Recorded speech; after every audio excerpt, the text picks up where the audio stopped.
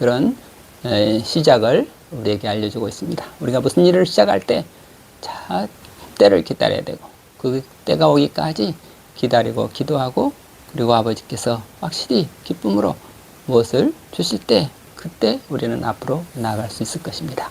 오늘 예수님께서 내 때가 아직 이르지 아니하였나이다 이 주신 말씀을 가지고 우리가 정말 때가 이르렀는지 때가 이르지 아니하였는지 정말 내가 지금 이것을 해야 될 때인가 아닌가 그 때를 놓고 그 때에 맞는 그 아버지의 뜻을 찾기 위해서 기도하고 기도하는 그런 순종의 믿음, 순종의 덕을 가지고 살아가는 우리 모두가 되기를 바라고 기도합니다. 요한복음 2장입니다. 사흘째 되던 날 갈릴리 가나에 혼례가 있어 예수의 어머니도 거기 계시고 예수와 그 제자들도 혼례의 청함을 받았더니 포도주가 떨어진지라 예수의 어머니가 예수에게 이르되 저들에게 포도주가 없다 하니 예수께서 이르시되 여자여 나와 무슨 상관이 있나이까 내 때가 아직 이르지 아니하였나이다. 아멘. 오늘은 로마서는 서양 사람들한테 감동을 주지만 요한복음은 그 로마서 그 다음 단계에 나온 거고 그렇지만 요한복음이라고 하는 건 정말 이 영성적 복음이다. 영성이라고 하는 건 동양 사람들한테 동양 사람들의 심성에 잘 맞는 그런 복음이다. 동양 사람들은 요한복음을 보면 훨씬 더 감동을 갖고 예수 그리스도를 알기가 쉽게 되는 거고 서양 사람들의 사유 구조 속에서는 이 로마서나 이 사도 바울 고린도전서에 바울 서신들이 서양 사람들을 감동시키는 복음이 되는 거고 16절 내가 복음을 부끄러워하지 아니하노니 이 복음은 모든 믿는 자에게 구원을 주시는 하나님의 능력이 됨이라 이렇고 복음에는 하나님의 의가 나타나서 믿음으로 믿음에 이르게 하나니 이렇게 일단은 이 로마에서 1장 17절 복음에는 하나님의 의가 나타나서 믿음에서 믿음으로 이르게 하나니 이렇게 의인은 믿음으로 말미암아 살리라 함과 같으니라.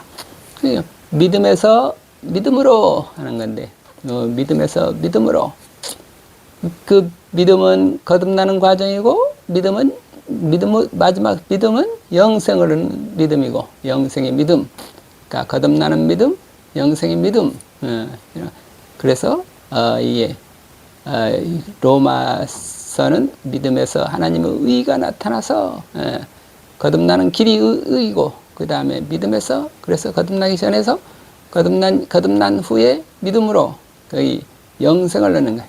그렇기 때문에 믿음에서 믿음으로 이 믿음이 뭐고 3차원 믿음이 뭐고 그 다음 단계 4차원 믿음 이렇게 한 차원이 변화가 되는 그런 사도 바울의 핵심은 이 우리가 3차원 믿음이 있다가 한 차원 더 올라가서 4차원의 믿음으로 4차원의 믿음으로 올라가는 그런 그 복음을 사도 바울은 어떻게든지 그것을 영적으로 전하려고 애를 썼다. 어떻게든지 가서 사람들을 만나려고 왜 만나려고 왔나? 이 복음을 전했지만 그 복음이 아직 이렇게 첫 단계에서는 3차원적으로 전했지만 그러나 자기의 속에 있는 그 성령의 능력을 보여줌으로 말미암아 여러분 그 사도 바울로 말미암아 초보적인 믿음에 있는 사람도 더 나아가서 4차원의 복음으로 믿음으로 이렇게 거듭나기를 바라는 그런 사도 바울의 그 열정 때문에 끊임없이 편지하고 방문하고 로마서 어떻게든지 내가 여러분들 로마에서 편지 쓴 이유도 내가 지금 이 편지를 일단 보내지만 언젠가는 반드시 여러분들을 만나가지고 내가 직접 여러분들한테 내 안에 있는 이 성령의 그 불을 여러분들한테 직접 전하고 싶다. 그런 뜻이 많이 있죠. 11절에 내가 너희를 보기를 간절히 원하는 것은 어떤 신령한 은사를 너희에게 나누어 주어 너희를 견고하게 하려 함이니 우리가 글이나 편지를 가지고는 한계가 있다. 직접 만나가지고 바로 내 안에 계신 성령의 불이 바로 우리가 함께 만나서 우리가 그 불이 여러분들에게도 번져 나가서 여러분들도 역시 성령 안에서 거듭난 영생의 생명을 얻는 그런 견고한 믿음으로 나갈 수 있기를 바랍니다. 그래서 믿음으로 지금 여러분들이 믿음 안에 있지만 그러나 그 믿음은 초보적인 믿음입니다. 정말 더 나아가서 성숙한 믿음으로 이렇게 거듭난 믿음으로 지금 요한복음에도 마찬가지로 그 거듭난 믿음 이렇게 거듭난다는 것을 그 처음에 믿음으로 영생 믿음에서 영생으로 이렇게 표현을 하는 거죠. 그런데 그런 늘 그런 틀을 놓고 여러분들이 보시기 바라겠습니다. 그러니까 나다나엘 하면 나다나엘도 그 지금 우리에게 믿는 자의 표본이라 그러는데 참 예수님을 보고 예수님을 선생님 라비어 선생님이시여 당신은 하나님의 아들이시여 당신은 이스라엘의 임금이로소이다. 예수님이 위대하시다. 예수님이 나와 특별하시다. 예수님이 하나님의 아들이시다. 그걸 알았다 이거예요. 그런데 그걸 아는 믿음, 그걸 보는, 그 알고 보는 그것을 예수님이 믿는다고 그랬죠. 너를 무화과나 마을에서 보았다 함으로 믿느냐? 그러나 그 믿음은 아직 1차, 3차원적 믿음이요. 예수가 위대하다. 예수가 하나님의 아들이시다. 그 하나님의 아들이심을 믿는 그 믿음에서 더 나아가서 어떻게 돼요? 진짜 예수님을 이보다 더 큰 일을 보리라. 본다. 지금 보고 있는 그 수준도 보통 수준이 아니죠. 누구나 다 예수님을 당시에 믿는 것은 아니었죠. 나다나엘이 마음이 순수하고 깨끗하니까 예수님을 보고 선생님이요. 선생님은 정말 하나님의 아들이시고 이스라엘의 왕이십니다. 정말 나는 당신을 존경합니다. 그러나 아직도 그리스도를 내가 정말 안다고 하지만 아직 정말로 그 깊이 속을 알기까지는 아직 모른다. 내 그리스도가 왜 왔는지, 이 그리스도가 왜 이 세상에 왔는지 너는 아직 그걸 모른다. 그리스도가 어떤 분인지 그것을 그 노하우, 그 보이지 않는 비밀을 모른다. 그렇기 때문에 믿느냐? 이보다 더 큰 일을 보리라. 이보다 더 큰 일을 보리라. 그 더 큰 일을 본다고 하는 게 그 깨닫는다. 내가 정말 그리스도를 내가 그리스도가 가지고 있는 그 노하우, 그 본질, 그 본 모습을 보게 될 것이다. 그렇게 되면 더 큰 일을 보리라. 그랬을 때 그걸 큰 일을 보게 될 때 너는 거듭난 사람이 될 것이고 영생을 얻게 될 것이다. 이런 그런 지금 숨어 있는 메시지를 우리가 볼 수 있어야 되겠습니다. 그래서 어떻게 큰 일을 본다. 정말 중요한 것을 본다는 게 뭔가 진실로 너에게 이르노니 하늘이 열리고 하나님의 사자들이 인자 위에 오르락내리락 하는 것을 보리라. 하늘이 열리는 것을 봐야 된다요. 지금 눈에 보이는 것 지금 겉모습 예수님이 뭔가 우리가 다르다 하는 것만 보고 있지 정말 나를 덮고 있는 하늘이 열려가지고 인자 위에 천사가 오르락내리락 하는 것을 볼 수 있을 만큼 인자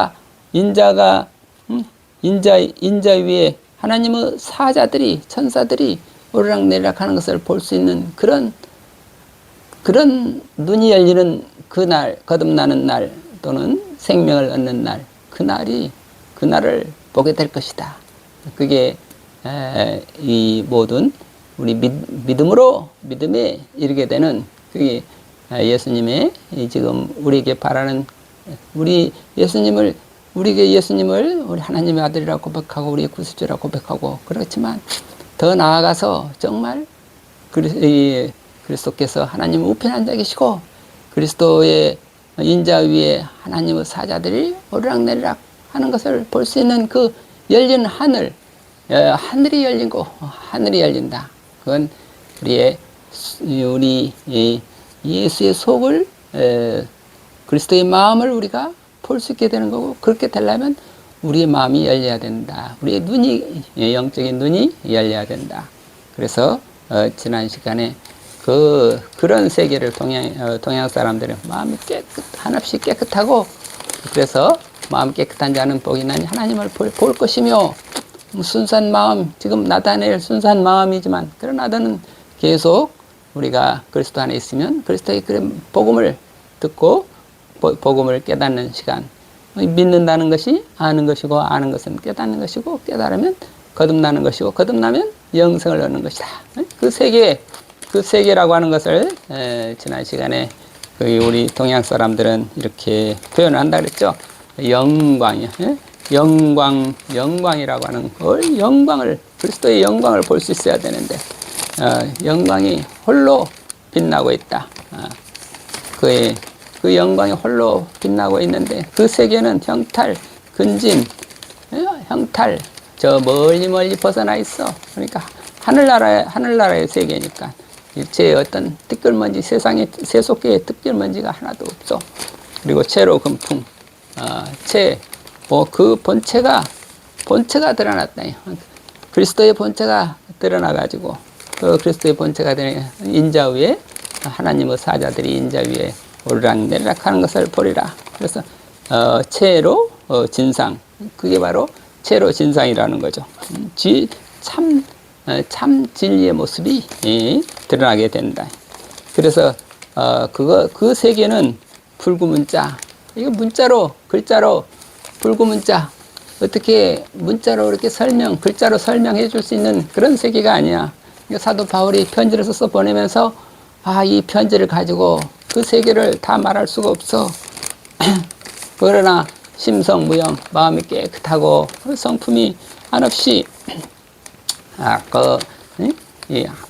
그리스도의 마음으로 가득 채워지게 되면, 그 세계는 본래 우리 속에 우리가 하나님께서 주신 하나님은 그 형상이 있는데, 그래서 그 하나님의 형상을 우리가 회복하게 되면 본래 스스로 원만하고, 스스로 원만하고 다 완성된 그런 존재다요. 우리가 거듭난 세계로 돌아가게 되면 우리는 하나님의 아들로서 우리 저절로 원만하고 완성된 그런 존재로 살게 된다. 영광 도교, 형탈 근지, 근진, 채로 진상, 불구문자, 심성무염, 본자원성, 심성무염, 본자원성, 본자원성이라는 거, 이거 우리의 하나님의 형상을 회복하면 본자원성이라고 하는 거, 이거를 우리가 동양 사람들은 이런 식으로 셋째 날, 사흘째 되던 날, 언제로부터 사흘째 되는 날인지 모르지만, 이 셋이라고 하는 그 사흘째라고 하는 것, 이 사흘째라고 하는 것도 어떤 의미가 있는 거죠.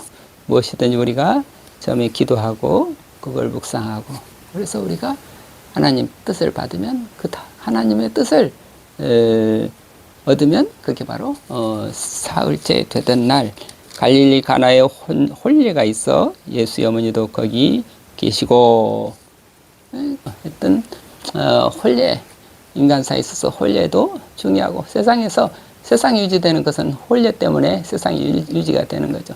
세상의 특징이 혼례라는 제도인데, 그 혼례가 있는데 예수의 어머니가 그 혼례에 지금 참석하고 계셨나. 그때 그래서 예수가 제자들과 함께 그 혼례에 청함을 받았다.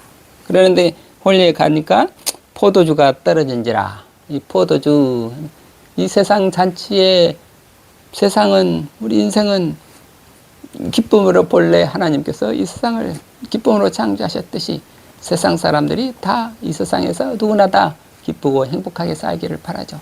이 세상에 흥을 주는 것이 이 포도주라는 상징이죠. 이 세상에서 기쁨으로 살 수 있는 그 요소가 뭔가 이 포도주라는 상징인데 이 포도주가 없으면 어떻게 돼요? 이 세상의 흥이 깨지고 마는 거죠. 이 세상의 삶의 잔치가 그 잔치의 흥이 깨지면 이 세상이 갑자기 이 얼마만큼 이 낙담하고 모든 사람들이 어렵겠어요. 이 포도주가 뭘까? 포도주가 떨어졌어. 이 에너지가 떨어졌어. 힘이 떨어졌어. 의미가 떨어졌어. 쌀맛이 떨어졌어. 그때 예수의 어머니가 예수께 이르되 저들에게 포도주가 없다 하니 저 사람들에게 지금 포도주가 없습니다. 포도주 좀 주세요.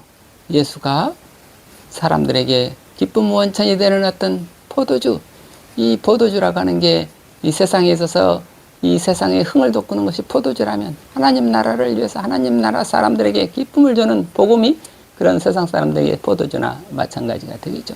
예수님께서 지금 이 복음을 복음을 기쁜 소식이다. 기쁜 소식을 받은 모든 사람들이 흥이 나고 어울려서 함께 기뻐하면서 함께 어울려서 찬양하면서 살 수 있는 그 세계, 그 잔치의 세계, 그 잔치의 세계하고 세상 사람들이 포도주를 가지고 서로 어울려서 기쁨의 잔치를 하는 세계하고 이 세상의 세계하고 하나님 나라 세계하고 이 둘을 지금 서로 교차하면서 이렇게 복음이 알려주고 있죠.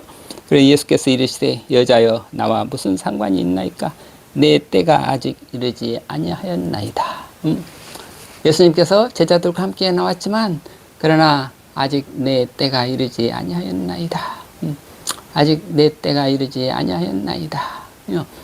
내 때가 아직 이르지 아니하였나이다. 이것이 바로 우리 예수님께서 우리에게 먼저 보여주시는 것은 내 때라고 하는 것, 내 때라고 하는 것은 누가 정해주시는 것이요? 하나님 아버지께서 때를 정해주시는데 그 때가 오기까지 나는 아무것도 할 수 없습니다. 때를 기다리는 것, 때를 기다린다는 것은 기도하는 것이죠.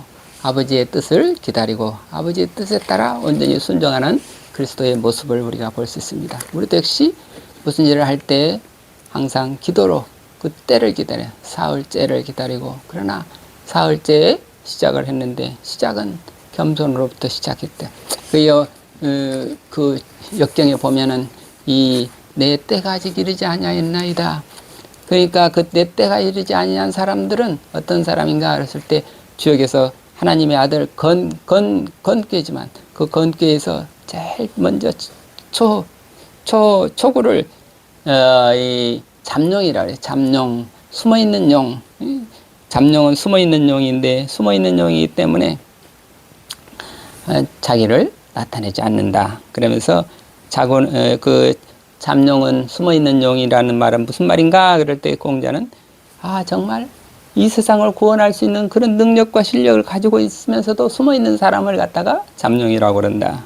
그래서 그러나 아직 내가 세상을 어떻게 바꾸겠다는 것도 없고 그 다음에 내 세상에 나가서 그 어떤 내 이름을 내겠다는 아무 그런 욕심도 없고 세상을 어떻게 바꾸겠다는 그런 그 어떤 그 야망도 없고 아주 순수한 마음이 깨끗한 사람이고 그래서 세상에 숨어서 세상을 피했지만 아무런 무민 근심 걱정도 없고 그리고 세상 사람들이 자기가 내가 옳다 하는 것을 나타내려는 마음도 없고 그래서 근심 걱정 무민 아무 이게